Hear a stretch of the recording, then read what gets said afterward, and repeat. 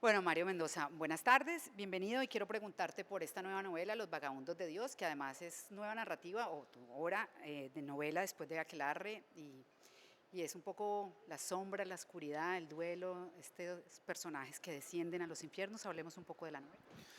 Bueno, a mí me interesaba mucho mostrar un personaje que cruzaba la pandemia por un lado y después llegamos a los movimientos de indignación y de confrontación social que fue el momento del 21N, un momento que para mí fue difícil, muy importante para el país, porque empezamos a mostrar la confrontación interna que había, que era terrible. Fue un momento de lucha en las calles, fue un momento casi que estuvimos a punto. Cali fue uno de las ciudades protagonistas, lamentablemente, de ese instante de confrontación en donde estuvimos al borde de una guerra civil, ¿no? Y es la historia de un artista, es la historia de un escritor que cruza ese país en guerra, ese país post pandemia, y que no cree en la violencia y no cree en la guerra. No importa que los bandos, cada uno argumente lo que quiera, pero en el fondo se parecen, terminan pareciéndose misteriosamente y se parecen por los niveles de radicalismo y se parecen por los niveles de odio y se parecen también porque son guerreros, ¿no? Porque son personas energúmenas, iracundas, a las cuales no les interesa para nada la duda razonable, el debate, la argumentación y la contraargumentación, que es la base de la democracia participativa. Yo creo en una fuerza civil desobediente que está en un movimiento de resistencia basado principalmente en el pensamiento y en algo que Mockus invocó en su momento, y es: el otro es sagrado. El otro no lo puedo agredir, no puedo irme contra él, no puedo descalificarlo, no puedo amenazarlo, no puedo insultarlo, no puedo nada.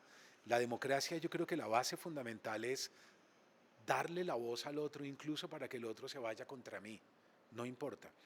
Entonces yo creo profundamente en que hay una fuerza civil que emerge, que nos vamos encontrando, somos pocos, no somos muchos, no somos muy populares, no importa, pero que estamos agotados y cansados de esa confrontación. No podemos más con los niveles de violencia, independientemente de lo que argumenten de un lado o del otro. Entonces, a mí me interesa la gente de la derecha que tiene posiciones razonables y que le interesa el debate, me interesan mucho. Y me interesa la gente de la izquierda que está también en una posición de debate, de argumentación y contraargumentación, me interesan mucho también. Pero los fundamentalismos de los dos bandos y la gente que está preparada para irse a la calle en un país en donde ya se regó tanta gasolina y solo falta soltar un fósforo para que la cosa se encienda, a esa gente me parece que hay que, eh, de una u otra manera, anunciarles lo que puede pasar, y lo que puede pasar en un país como Colombia es terrible. Entonces la novela es un escritor que cruza ese país incendiado, en guerra, en confrontación, y que no cree en ninguna de esas posiciones. Cuando uno lee las primeras páginas o la primera parte, pues parece que estás hablando de ti, ¿no? Ahí es como el alter ego Adam Santana de Mario Sí. Mendoza.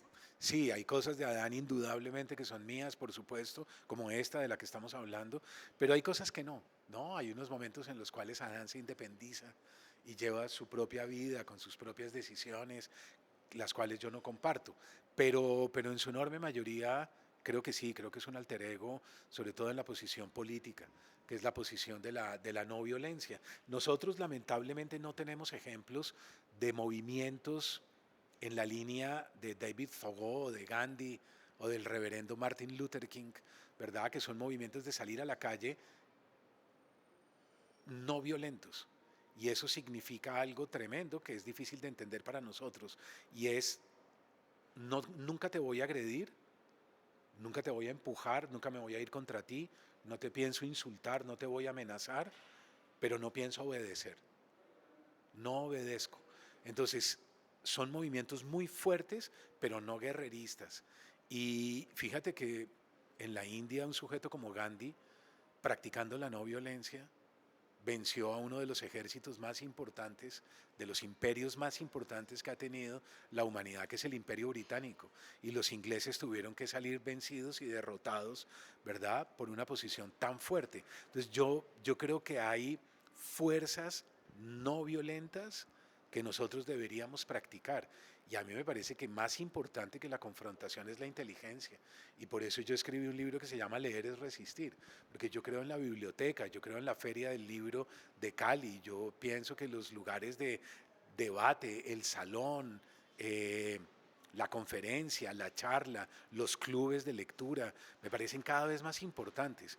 Y lo otro no me interesa y es la razón por la cual yo me salí de redes sociales y no tengo ninguna, porque me parece que los niveles de odio y de irracionalidad que se mueven son sumamente perniciosos para una democracia real. Has dicho que toda escritura es un viaje. ¿Cuál fue el viaje de Mario Mendoza para llegar a los vagabundos de Dios? Un poco hablemos de esa, cómo se forma esa estructura, toda esa investigación, porque hay psicología de Jung, el viaje del héroe, o sea, hay una cantidad de teoría, mitología griega. Cuando yo empiezo a escribir, yo me encuentro bastante mal. Es el momento de la pandemia, se me murieron amigos, se me murió gente conocida, se murió mi madre, también como le sucede al protagonista en algún momento. Y yo pensé que no había forma de ascender, ¿no? La catábasis, como se llama en Grecia, al descenso, yo pensé que era solo descenso y no encontraba la anábasis, que es el ascenso de los infiernos, la purificación o la expurgación. Pero poco a poco, lentamente, en la medida en que el movimiento 21N se enardecía y salía a las calles y yo estaba hablando con los muchachos y diciéndoles que era más importante mostrar fuerza en las urnas y no en las calles. No, porque ya íbamos a punto de entrar en las elecciones presidenciales del 2022. Y yo les decía, no es importante mostrar fuerza en la calle, es importante ir a las urnas, porque es ahí donde hay que dar como el gran batacazo, digamos, eh, de lucha y de resistencia. Entonces, en la medida en que iba pasando eso y en la medida en que yo iba tomando notas para un libro, me di cuenta que era posible encontrar una salida y emerger, pero me costó muchísimo trabajo, no lo tenía claro desde el comienzo. Has dicho que la melancolía ahora la llaman depresión y que ahora pues es la psicología la que maneja este término a propósito de todo este tema de salud mental y que además que nos condujo en la pandemia y aquí en Colombia con el estallido a esta situación. ¿Crees que ahora hay entonces muchísima más gente melancólica? Yo creo, mira, yo creo las dos cosas. Yo creo que hay una melancolía que no debería ser diagnosticada como depresión, sino un derecho a la melancolía. Pero creo también que la verdadera pandemia no fue la pandemia, la verdadera pandemia fue la crisis de salud mental que vino después y que aún se mantiene, aún está ahí. Nosotros no hemos alcanzado a medir las consecuencias de lo que nos pasó durante la pandemia a nivel de salud mental. Buena parte de los chicos de las nuevas generaciones que están devastados, destruidos, que no ven por dónde haya futuro, están en un acorralamiento y en una situación cada vez más difícil.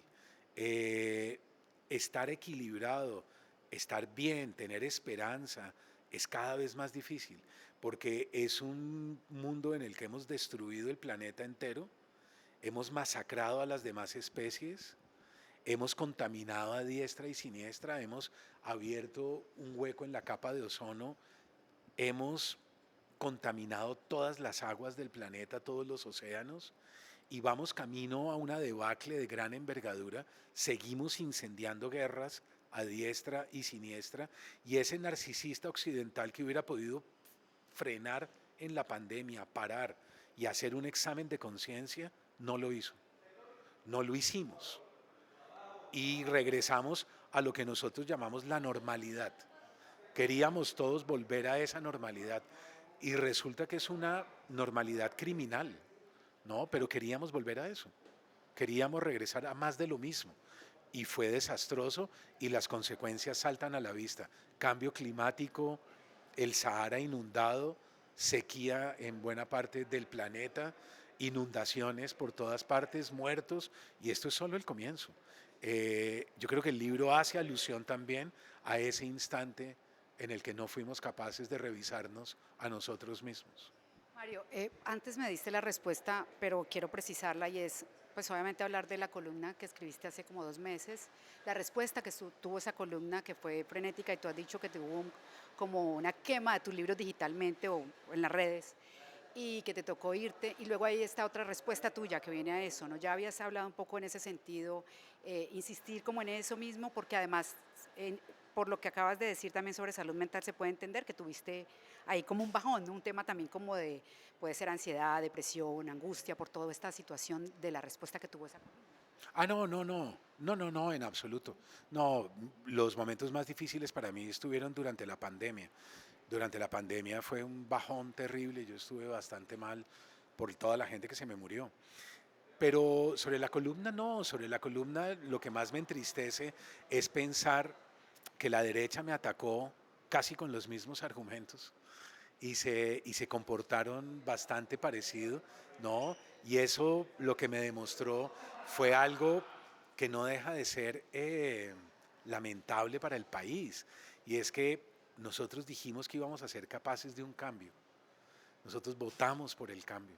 Y el cambio era no comportarnos igual, no ser iguales a los matones que estaban del otro lado y que gobernaron el país de una manera criminal y asesina. Y resulta que la gente que se encuentra ahora en esa posición se está comportando igual. Entonces quemaron mis libros, me insultaron, me amenazaron, con la misma vehemencia, con el mismo fundamentalismo y la misma irracionalidad que tenían los otros. Pero yo creo que en medio de estos bandos en conflicto, de estos matones y de estos guerreros contemporáneos, emerge de la fuerza civil algo que a mí me interesa mucho y es, de verdad, somos muchos, aunque no seamos populares, pero nos estamos encontrando, somos muchos que en serio de verdad estamos agotados, que estamos cansados de esas posiciones y que nosotros creo que podemos invocar lo que dijo el profesor Antanas Mockus en su momento: el otro es sagrado. Yo no puedo agredir al otro, no lo puedo calumniar, no puedo insultarlo, borrarlo, desaparecerlo, ¿no? A todos los que piensan, eh, todos los que no piensan como yo son mis enemigos, los que no están conmigo están contra mí. ¿Qué es eso? Eso es, eso es lo más irracional, absurdo, y es un pensamiento de orden casi que religioso. Entonces, yo no creo en eso. Yo creo en los argumentos, en la argumentación, en la contraargumentación, en los libros. Por eso escribí un libro que se llama Leer es resistir, ¿no? Y es que yo creo en la biblioteca, en el conocimiento, en el debate, en los foros, en las mesas redondas, y me parece muy peligroso para el país que esas posiciones estén tan radicalizadas. Y yo creo que la fuerza civil, los que estamos en esta posición, tarde o temprano nos iremos encontrando e iremos exigiendo al menos o defendiendo el pensamiento como la duda razonable. Yo no estoy seguro de tener la razón, yo dudo todo el tiempo. Y si en algún momento pierdo un debate o pierdo una discusión, voy a celebrar perder porque aprenderé mucho de la persona que tiene mejores argumentos que los míos. Pero la violencia y la confrontación y sobre todo la capacidad de anular al otro, yo no creo en eso. Y como yo nunca tomaré clases de balística, como yo nunca me voy a comprar un revólver, como yo soy incapaz de salir a la calle a pasar a cuchillo a los que no piensan como yo, entonces yo voy a tener que defender las ideas, la biblioteca y el pensamiento hasta el final, ¿verdad? Y aquellos que se quieran comportar de manera irracional y aquellos que quieran agredir, pues ojalá en algún momento se cansen, duden y se revisen, ¿no? Que se puedan revisar y puedan decir qué es esto que estoy haciendo. Porque lo que están haciendo se parece mucho al bando contrario.